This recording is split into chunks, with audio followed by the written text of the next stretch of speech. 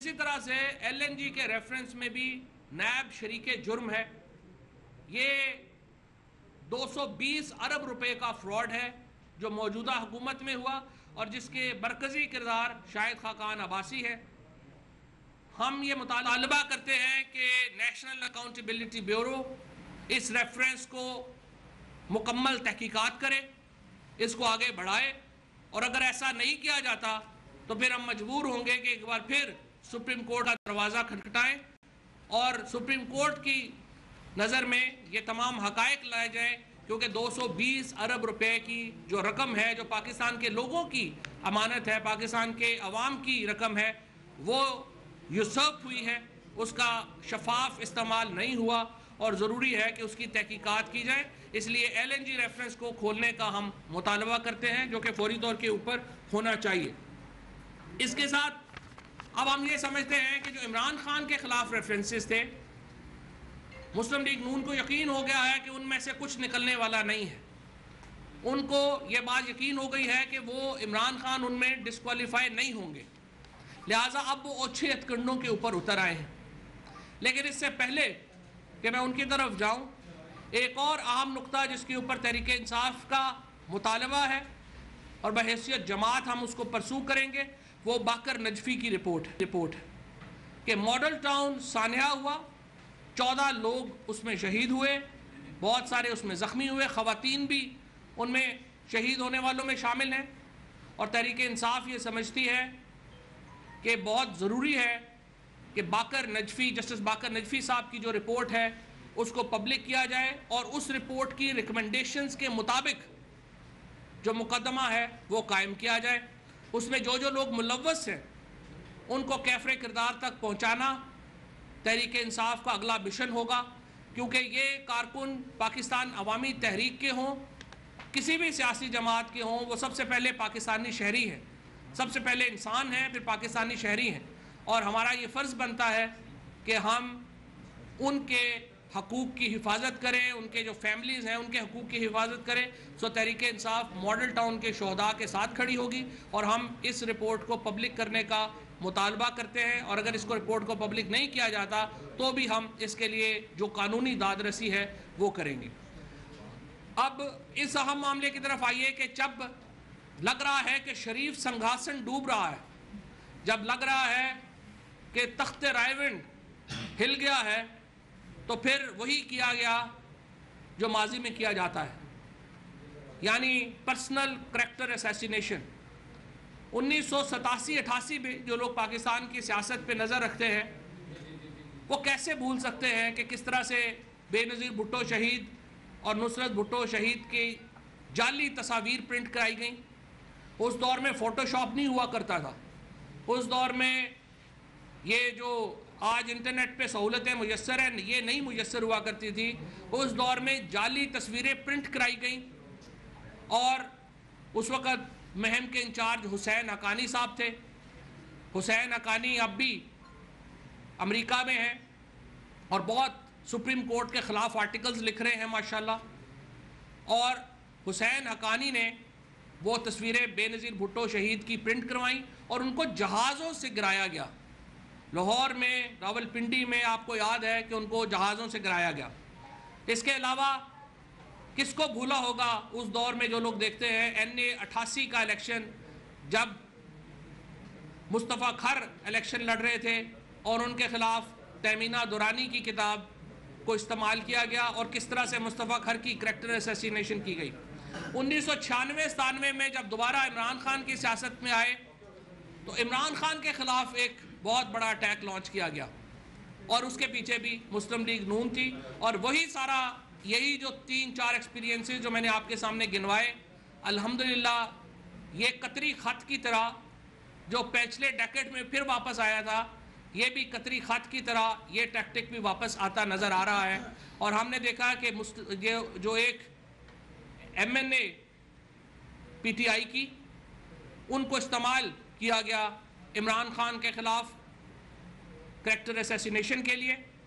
ہم نے یہ بھی دیکھا کہ جب پوری پاکستان نئے وزیراعظم پاکستان کا الیکشن کور کر رہا تھا تو جیو ٹیلی ویژن عائشہ گلالائی کا انٹرویو کر رہا تھا.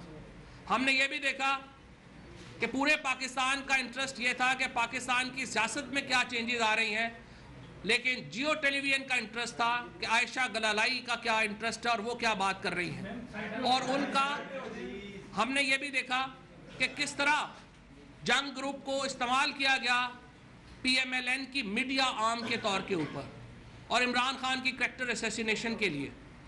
میر شکیل الرحمان خود کہتے ہیں کہ ان کے لیے بزنس اہم ہے، جرنلزم اہم نہیں ہے، اور پھر اسی گروپ نے ان کے گروپس کے صحافیوں نے لائیو سٹریمز چلوائیں وہاں سے عائشہ گلالائی کی۔ یہ بھی بات طے ہے کہ عائشہ گلالائی اس پریس کانفرنس سے پہلے امیر مقام اور ظفر اقبال جھگڑا جو کے پی کے گورنر ہیں ان کے ساتھ تھیں، انہوں نے ان سے ملاقات کی۔ ایک بڑے صحافی نے الزام لگایا ہے، انہوں نے بتایا ہے کہ 50 ملین یعنی 5 کروڑ روپیہ جو ہے وہ عائشہ گلالائی نے اس سارے کام کے لیے قیمت مقرر کی، جو ظاہر ہے کہ بڑھ بھی سکتی ہے، اور بھی لوگ جو ہیں وہ اس کے اوپر جو ہے وہ ان کو مدد کر سکتے ہیں، لہٰذا انہوں نے یہ سارا کام کیا۔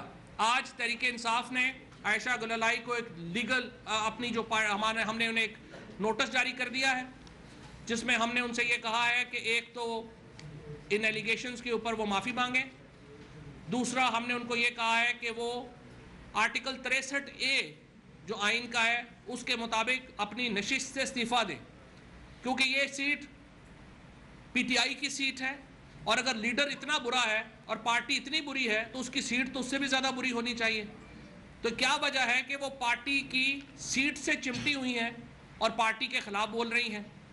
انہوں نے کل آرٹیکل 63A کی خلاف ورزی کی، وزیر اعظم کے کینڈیڈیٹ کو ووٹ پی ٹی آئی کا جو نامینیٹڈ تھا، جو ہماری جن کو ہم نے as a party policy Sheikh Rashid صاحب کو سپورٹ کرنے کا فیصلہ کیا تھا، انہوں نے ان کو ووٹ نہیں دیا، اور ایم این اے کی نشست سے بھی وہ استعفیٰ نہیں دے رہی، لہٰذا ہم نے انہیں آج جہانگیر ترین صاحب نے جو سیکریٹری جنرل ہے پاکستان تحریک انصاف کے، انہوں نے انہیں ایک نوٹس جاری کیا ہے جس میں ان سے یہ کہا گیا ہے کہ وہ اپنی نشست سے فوری طور کے اوپر استعفیٰ دیں، اور اگر وہ استعفیٰ نہیں دیتی تو پھر ظاہر ہے کہ آرٹیکل 63A کے تحت ہم الیکشن کمیشن آف پاکستان کو یہ کہیں گے کہ وہ ان کی سیٹ کو ڈی نوٹیفائی کر دیں، اور اس کے بعد اس کے اوپر جو اگلی پی ٹی آئی کی جو خاتون ہیں ان کو اس کے اوپر جو ہے وہ ایم این اے کا جو امیدوار ہے وہ ڈکلیئر کیا جائے۔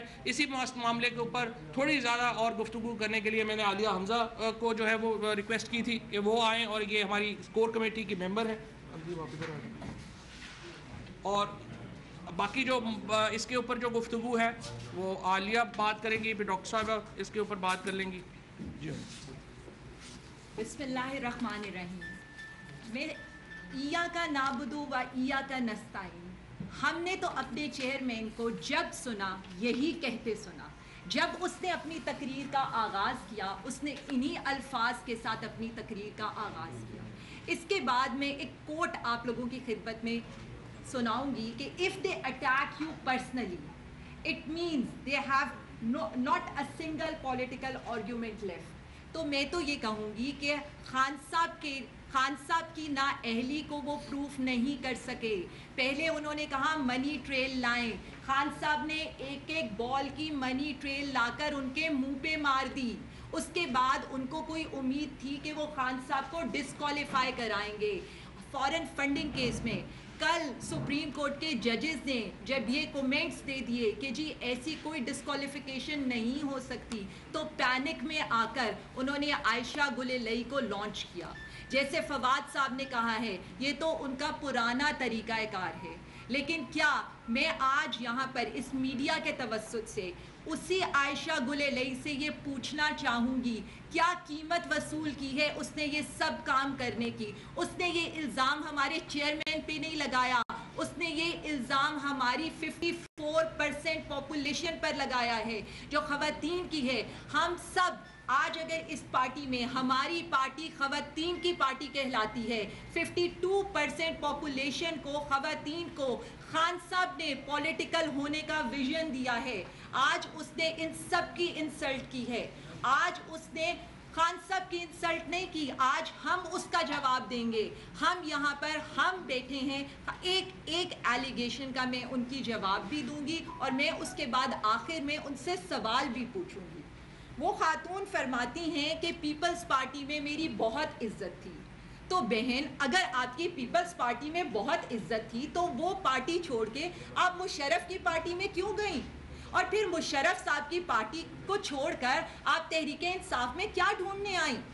اور جب آپ یہاں پر آئیں, آپ نے تو 6 مہینے پہلے تحریک انصاف کو جوائن کیا تھا. پھر ایسا کیا ہوا کہ خان صاحب نے تو آپ کو اتنی عزت دی کہ آپ کو انہوں نے MNA بنایا. 4 سال تک آپ MNA کے سارے پرکس انجوائے کرتی رہیں. آل آف اے سڈن ایسی کون سی قیامت نظر آ گئی کہ تحریک انصاف کا چیئرمین بھی کرپٹ ہو گیا, تحریک انصاف بھی کرپٹ ہو گئی؟ یہ تو ان کی پہلی ایلیگیشن کا جواب ہے.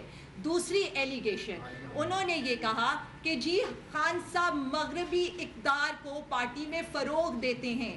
دیکھیں, میں اگر پرسنل ہونا چاہوں تو ہاں میں یہ ضرور کہہ سکتی ہوں. آپ نے کہا میں غیرت مند پٹھان ہوں.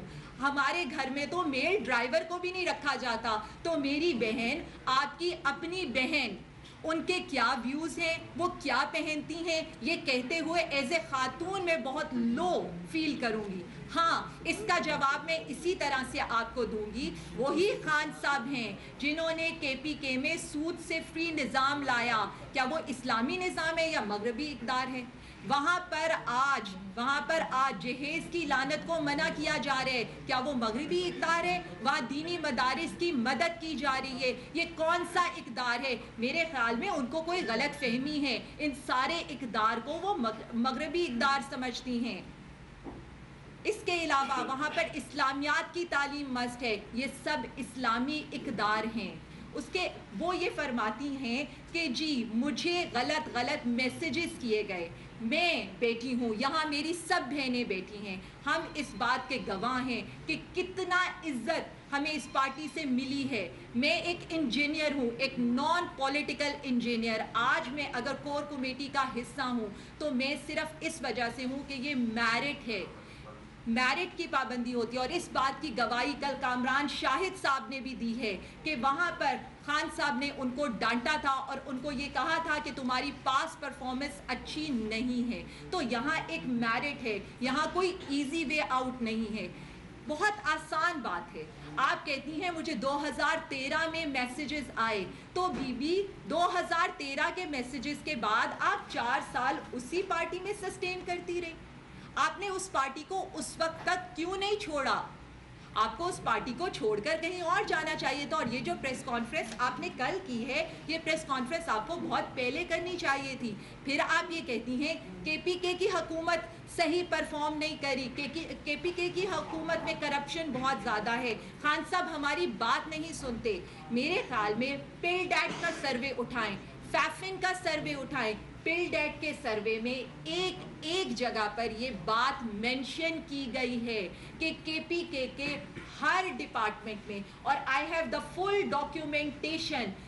آپ کے میرے پاس فیفن کی بھی رپورٹ اس وقت موجود ہے جو میں آپ کو پریس کانفرنس کے بعد دے دوں گی, اور اس کے علاوہ میرے پاس پل ڈیٹ کی بھی رپورٹ ہے. اور فیفن نے تو کیٹاگریکلی کہا ہے کہ پنجاب میں کرپشن بہت زیادہ ہے اور KPK میں پنجاب کے مقابلے میں کرپشن بہت کم ہے, plus KPK is at the top جو لیس کرپٹ ہے. تو یہی آپ کی ساری سٹیٹمنٹس کو نگیٹ کرتا ہے. پھر آپ یہ کہتی ہیں نواز شریف صاحب اچھے ہیں, وہ بہت شریف انسان ہیں, ان کے ساتھ عورتوں کی عزت محفوظ ہے. تو میں اپنی بہن کو یاد کرا دوں, کم پارکر, ان کے کیا ویوز تھے نواز شریف کے بارے میں. انہوں نے یہ کمپلینٹ کی تھی کہ جس طرح کا رویہ آپ نے میرے ساتھ رکھا